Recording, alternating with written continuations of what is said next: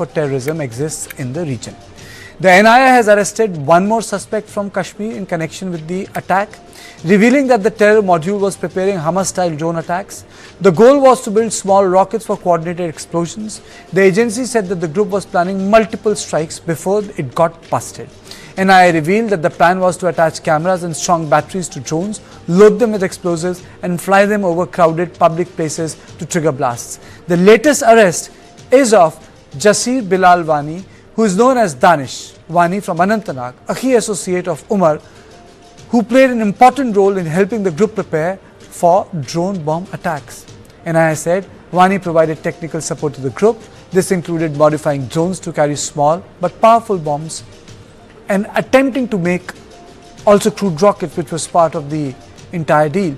Such drone-delivered bombs have been used by terror groups like Hamas, Hezbollah and ISIS in Syria, Iraq, Israel and other places. However, this plan did not materialize because the module was identified and dismantled before it could launch these attacks. Number of similar attacks have taken place all over the world. But the question which we are dealing with is that after many years, terrorism returned to national capital with the Dr. Terror module. And this raises pertinent question. Will terrorists use Red Fort blast to challenge the post-Article 370 narrative? Can terror attacks from Pakistan ever cease? Should the mainstream political class in the valley be engaged with? This is homegrown terror. Why is de-radicalization not working coupled with new opportunities that are available in the valley? What is sustaining the victimhood narrative in the valley? On this issue, I am joined by Manoj Joshi, Distinguished Fellow ORF, Major General Sudhakar ji, and subsequently I will be joined by N.K. Sood, former RAW officer. My first question is to Manoj Joshi. Sir, how should we look at this Red Fort terror attack? How is this different? And what are the messages which establishment must receive? Well, for one thing, you see, New Delhi had not had a terror attack linked to Kashmir since 2011, or a major terror attack since 2011. And now we have attack by a Kashmiri module, which has, what should I say, implications both for New Delhi, the national capital where the terror attack took place, as well as Kashmir. So in Kashmir, what it is revealing is that far from being under control, terrorism seems to have developed new roots and developed deeper roots. I think the implications of this are still unfolding. Arrests are still taking place, as you have pointed out, and it will take some time for us to understand the ramifications of this so-called doctors module. So that's there for Kashmir. As far as New Delhi is concerned, see, New Delhi has not had, as I said, a major terror attack since 2011. And everything seemed to be, it was almost a kind of, what should I say, a bad memory of the past, the 1990s, the mid-2000s, when there were bomb blasts, Sarojini Nagar, Lajpat Nagar, Karol Bagh, different parts of Delhi, around Delhi as well, there were a number of terror blasts. So now suddenly for Delhi to become a focus, and of course, we all know that this particular module was detected early. If its plans had unfolded, given the sheer volume of ammonium nitrate that they had accumulated, we could have had a series of blasts across northern India, maybe 40, 50, 60, we don't know. See? So that is indeed a very serious development. It would bring us back to that whole period of 2005, 2008, when the Indian Mujahideen was active. And this, mind you, is not Muslims from the rest of India, but Muslims specific to Kashmir, which means that the Kashmir situation is boiling. And something needs to be done to deal with it. Okay. Sudhakar ji, that's an important point. So my question to you is, without directly getting into the issue of just security, I'm saying what sustains this politics, or what sustains this victimhood or sense of victimhood, despite so many material choices now being available to an average Kashmiri in the valley? Is something missing everyone's eye? Yes, a lot of things are missing the eyes. Good evening, Kartikeya, and thank you and compliments to you and the channel for picking up the right theme at the right time. Not many mainstream channels are doing that, and good questions you are asking. Firstly, let me put things in the perspective. Why proxy war is continuing in J&K despite having given military reprisals or having retaliated thrice and hard-hitting ones, particularly Operation Sindoor? Why is it that the proxy war continues not only inside J&K, but it has spilled over outside J&K, come onto the capital of the country? It's not only capital, it is also pan-India. It's spreading pan-India in different contours, form and hue. Why is it happening? The moot question is it that we are unable to see and identify the disease? Are we actually taking symptom as a disease? Yes, the answer is yes. The point simple explanation that comes to my mind, having fought counter-terrorism and also directed and coordinated operations, my take on the whole issue is allow me to, firstly give you ballpark points, and thereafter, if time allows, I would like to dial in them. First and foremost one thing is coming out loud and clearly, is that terrorism can only be contained, but it cannot be exterminated or eradicated. That has to be understood. Israelis, they have not been able to eradicate terrorism. They continue to fight based on the concept of mow the grass. Every 6-9 months, they have to keep hitting the tentacles, which I have actually acronymed.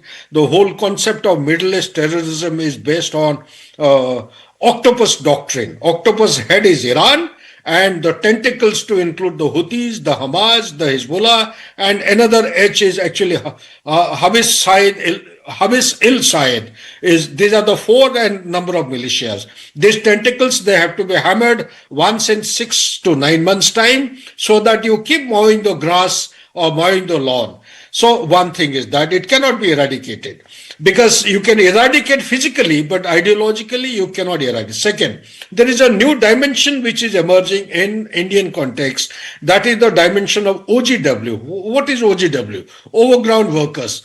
Overground workers are predominantly in Jammu area, and I have been time and again, much against the acceptance by notable agencies. There is a caliphate which has come into existence between ISI and ISIS in Jammu area, taking advantage of the OGW and also the tunnels which are operating underground, 30 to 60 meters underground, number of them from across the border, and Pakistani operatives are using it with impunity. These OGWs are overground workers.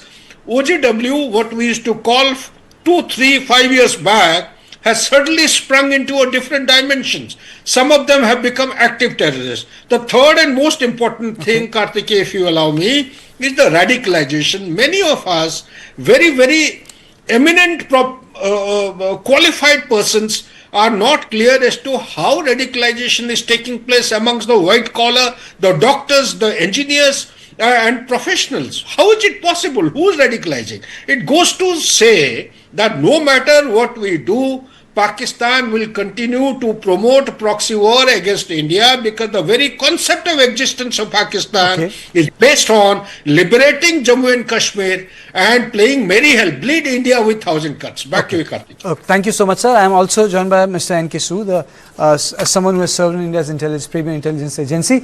Mr. Sood, my question is twofold. And one, is it also a fallout of the rise and consolidation of power of Asim Munir in Pakistan, the way he has changed the politics there? That's number one. And secondly, this radicalization of young mind in Kashmir, very well educated, is it bringing India into the same world where you don't need to go to a madrasa to get radicalized? You only require data and a laptop, So the political Islam does not operate from the madrasas and the mosques. You require preachers, data and laptop and self-interpretation. I would like to first answer your second question. Okay. You are talking about these doctors, educated people. I was posted in Iran a few years back. Rather, in 1993 I was there, 1991 to 1993. Our ambassador there, he was radicalized. He tried to finish off raw because he was a Muslim. Later on, he went on to become a very prominent personality in India. He was the Vice President of India later on. Why he was doing it? There was a purpose. The same purpose which these people are doing at the present, This is Ghazwa-e-Hind, This policy is Pakistan has been adopting for years, and for at least 30-40 years they are doing it, rather for 75 years. Second thing, you are talking about Asimony. Why Asimony is doing it? Is it not? It is not Asim Munir only. It is Turkey also. Bangladesh is also involved in it. But why they are doing it? Because they have a superpower behind them. If Asim Munir today is he is a general of the Pakistan and he is controlling Pakistan, it is only because the superpower is supporting them. And that superpower which doesn't want that India should become strong. If Pakistan is, even after Operation Sindoor, if Pakistan is able to do it, it is not Pakistan, but somebody else is there. You can take the case of Bangladesh. Who is doing everything in Bangladesh? Who brought down Sheikh Hasina? Same superpower. So Pakistan is encouraged by the superpower to do it because deep state is working against India. It was working against India for the last 75 years, but now they are more prominently doing it. They do not want India to grow. Pakistan doesn't have the power to do anything against India unless it is supported by a superpower. That superpower which destroyed Bangladesh, that superpower which is trying to destroy India. Because they want to encircle India from all sides. I'm not saying it because of something, because I know it. I have a feeling for this. I strongly believe it. Okay, Mr. Joshi, coming back to the larger issue. One, I read your article today. One point which I very distinctly remember is you said that the political mainstream should be engaged. If you recall, when the first time when the PDP and the BJP came to power in Kashmir, there was a concerted attempt to create a third force. A lot of professional doctors, if you recall, a lot of Delhi, a lot of student leaders from Delhi went to Kashmir. But if you look at the election results, the older political parties came back. All of them lost elections. They were not able to create sustainable political roots. One, why? And when you speak about the engagement, are you speaking about the older political parties like PDP and NC? Yes, absolutely. I'm talking of all mainstream political forces. All political forces that are not anti-India. See, because you can, there are two, there are the separatists. We know who the separatists are. The separatists have different levels of extremisms, meaning you have certain militants, you have certain terrorists, and then of course behind everyone you have Pakistan, which conducts a proxy war against India, utilizing these separatists on occasion. So when I say that there is need, for an engagement with with these forces, what I'm trying to get at is, you see, I think I heard the general speak of, the difficulty in combating such insurgencies. What he said. And that you simply cannot win against these insurgencies. But I beg to differ.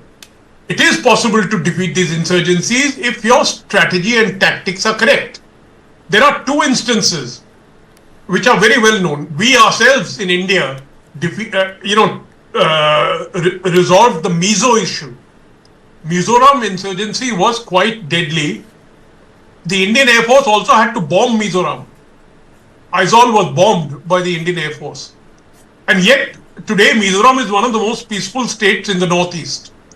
The second is the example of Northern Ireland, where again there was a very intense struggle, terrorist tactics were used, bomb blasts took place, but eventually applying the rule of the law, applying discriminate, force. My complaint is that there is a tendency to use indiscriminate force. Demolishing house. Now, what was the purpose of demolishing the house of this fellow? This guy is dead. And if he was such a good family man, he would not have been a terrorist. Now, who is the sufferer from demolishing his house? His entire family. If his family is guilty, put them in jail by all means.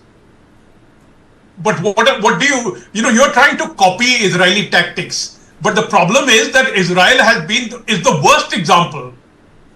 Israel is the worst example in counterterrorism. Because they have successively failed. They have never managed to achieve anything. Today they have finally obliterated Gaza. So now do you want to obliterate Kashmir?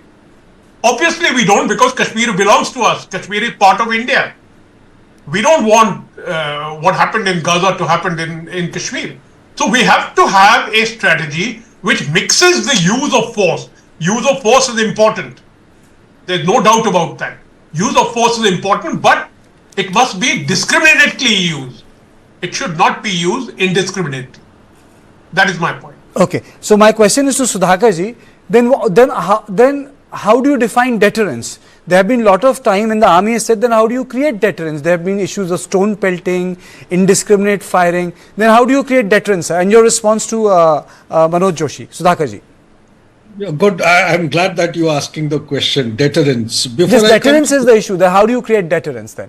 Yes. That is the moot question which you have actually put your finger on. But before that, let me put things in the perspective. As per my understanding, you see, we are discussing the issue in 21st century in the backdrop of a couple of turnaround points. The couple of turnaround points is Article 370-35 alpha having been abrogated. J&K situation is not same as what is obtaining in or what was obtaining in Mizoram. Dynamics in northeastern portion of India are totally different from the dynamics in the western portion or the border with the Pakistan. Number three, yes, I do agree. Let's not draw parallels or compare Jammu and Kashmir with Gaza. Gaza and Jammu and Kashmir, they have no common parameters or identity. So having given this background, let me also highlight and underscore one issue. The creation of Pakistan, the genesis of Pakistan, I always call it as a genetic disorder. It was artificially, unfortunately created. Many of us actually home on to the argument of religion, two-nation theory, but very few of us go on to the point of what was the primary reason of creation of Pakistan. That has to be understood. It is not only the terrorists that we are handling. There are multiple challenges. There is a challenge of USA having taken Munir onto the lap. There is also a challenge of China having joined hands today. How many of us know that there is a carrier optical fiber laid between the Chengdu headquarters, Western Theatre Command headquarters of PLA with Rawalpindi, and what we are witnessing or suffering at the hands of Pakistan are not actually perpetrated by Pakistan. They may be done under the clear directions of China. Now, having said this, now let me come straight to your point regarding the deterrence. There was a time when India used to exercise a doctrine of strategy of restraint way back in 2008. We had an opportunity. Our Air Force Chief did go up to the political leadership offering his services. Sir, give us the permission. Army Chief went there, but for some reason not understood by military people at the national level to protect and safeguard the national interest, the call was taken, no, you see, striking back or hitting them back would be inappropriate. It was inappropriate in 2008. However, in 2016 and 2019 and 2025, it was considered as the most suitable option to give it back. Hence, the Indian doctrine underwent a kind of a change. That change was the deterrence of deniability shifted or migrated to deterrence of punishment. हम बोल के बोलते हैं ना, घर के अंदर घुस के मारेंगे. But every reprisal, every retaliation also has got a counter kind of a measure by the adversary. What is the countermeasure? Why Pakistan is doing what it is doing? As per my analysis, Pakistan is doing simply because there is a bigger challenge for existence of Pakistan. If they don't do what they did, if they had not done Pahalgam on 22nd of April, perhaps in my opinion, Pakistan would have not balkanized, would have broken up into pieces, because it is Pakistan which is existing by virtue of the image of the Pakistan army. Pakistan Corps Commander's house was burnt. It was not vandalized, it was burnt. It is the same army which is worshipped like demigod in Pakistan, and same Pakistanis have burnt a Corps Commander's house. That reflects the kind of impression and image. Sudhakar, what I noticed in the last couple of months was, for the first time in the narrative, I heard the word, after a long time, Nazariya Pakistan, which Asim Munir was tackling, and he spoke about that. I'll take the closing comment from Mr. Sood. Sir, your closing comment on deterrence. I think it is unfair to compare Kashmir with either Hamas or with the northeastern states. Northeastern states, the problem was there was no development. Now there is development, so there is peace. That's one thing, Railway is coming there. There was no roads, there was no railway, no communication, even Mizoram or anything you say. And as far as Kashmir is there, our policy was very soft with Kashmir. We were feeding these separatist leaders, we were feeding the Hurriyat, we were feeding these politicians. But after we stopped that, after Article 370, you see how much peace was there in Kashmir. If one incident is there, now this incident has come, which has been, they were trying to create some problem for the past 2, 3, 4 years. It doesn't mean that our policy has failed. I think our policy is very successful. Only the problem is that international support that is being given to Pakistan by the US, I would like to say, particularly US is doing it, particularly Turkey is doing that. And especially Pakistan is encouraged by them. Pakistan is being encouraged even by Saudi. Because I think there is a plan by the Saudis, Saudi want to take the nuclear weapons, And that's why they are inviting Pakistan. So, Pakistan is not alone at the moment. Pakistan is being supported by a number of elements, number of countries. That's the basic problem. That's the problem that Asim Munir is so bold, because Donald Trump invited him. Basically, you're saying that Asim Munir has got the oxygen which Pakistan did not enjoy previously. That's the point I think you are trying to make. I agree with that point. Thank you all of you for joining me. This is all I had on point today. I'll see you tomorrow at the same time. Thank you and good night.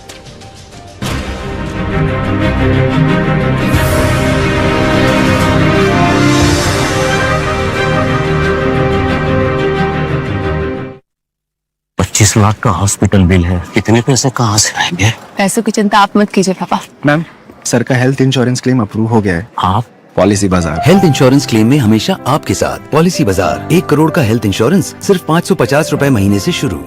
पढ़ता है, खेलता है, झूलता उछलता है, दौड़ता कभी कभी दौड़ कराता है, आगे आगे बढ़ता है इंडिया, अमूल दूध पीता है India.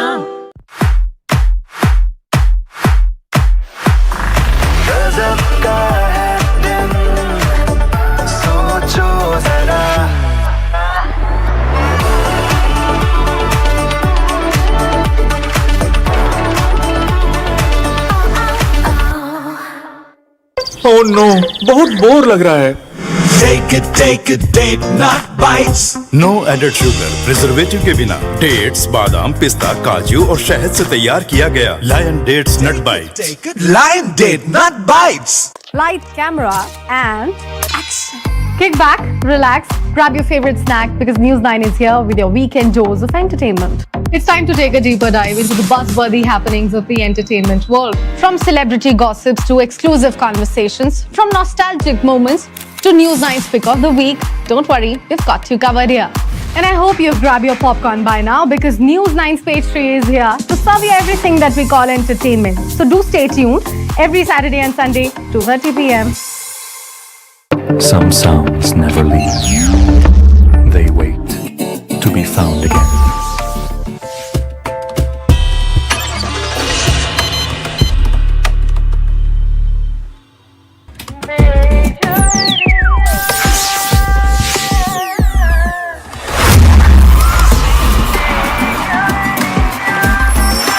Inspired by humanity, powered by innovation. Taiwan Excellence. मेरी बेटी के अभी से बाल झड़ रहे हैं, मैं क्या करूं? 2 स्पून ही काफी है। लायन डेट सिरप, इसमें आयरन, फाइबर्स, विटामिन्स और किसी भी बीमारी से लड़ने की ताकत बहुत ज्यादा है। आयरन यानी बाल झड़ने से रोकथाम। रोजाना 2 स्पून लायन डेट सिरप हल्के गर्म दूध में भी मिलाकर पी सकते हैं। लायन डेट सिरप रोजाना 2 spoon.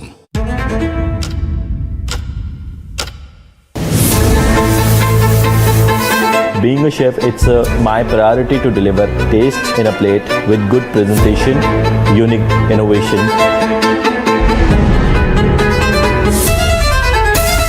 You need to explore, you need to experiment. You observe the people, make them happy, make them feel happy, and in the end you are smiling. That's the most important thing.